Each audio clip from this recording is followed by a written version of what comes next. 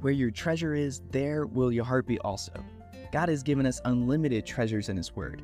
Every time we open it, we can discover a new treasure or admire an old one. What will we find today? Here's Carla Early with Treasure Hunt in the Word. Ecclesiastes 3:1 says, "To everything there is a season, a time for every purpose under heaven." No one knew this better than Jesus. Throughout the Gospels, he kept telling people, "My hour has not yet come." He told this to his mother when they ran out of wine in the wedding of Cana.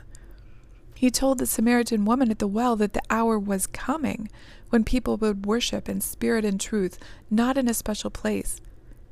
He said the hour was coming when the dead would hear his voice and live. And he fulfilled that both physically and spiritually. When the Jewish rulers tried to arrest him, they couldn't because his hour had not yet come. But a little over halfway through the book of John, Jesus said, "The hour has come." And from then on, his words prepare his disciples for the cross. He'd always known it was coming because that was the whole reason he came. He said, "Now my soul is troubled, and what shall I say? Father, save me from this hour?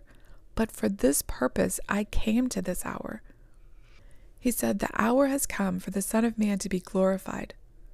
A humiliating death on the cross doesn't seem like glory at first, but it certainly became the beginning of his glorification.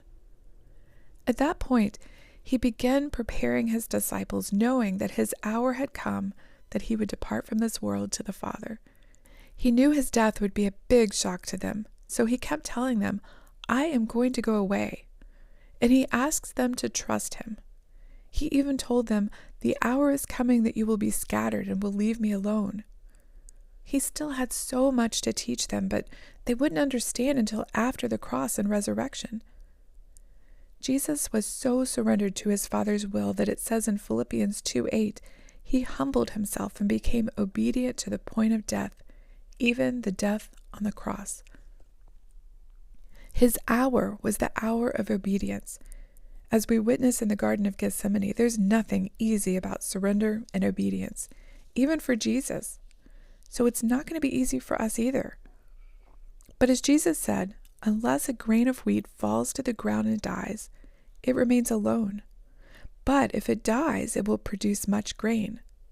We'll talk more about this tomorrow, but for now, is this your time? Your time to surrender to God an attitude, a habit, a sin that you've been clinging to? Is it your time perhaps to obey God's urging to speak to a friend about Christ? Is it your time to speak up and be bold in your workplace or in a friendship about something that isn't glorifying to God? Maybe it's your hour to do something new, start a new ministry, or make a change in your life that would glorify God. Perhaps it's been a while in coming and it's something that God has been preparing you to do. Or maybe today this is your moment of salvation. I don't know what God's calling you to, but whatever it is, I'd love to hear about it. And tell me how you've surrendered to it today. You can contact us at treasurehuntintheword@gmail.com.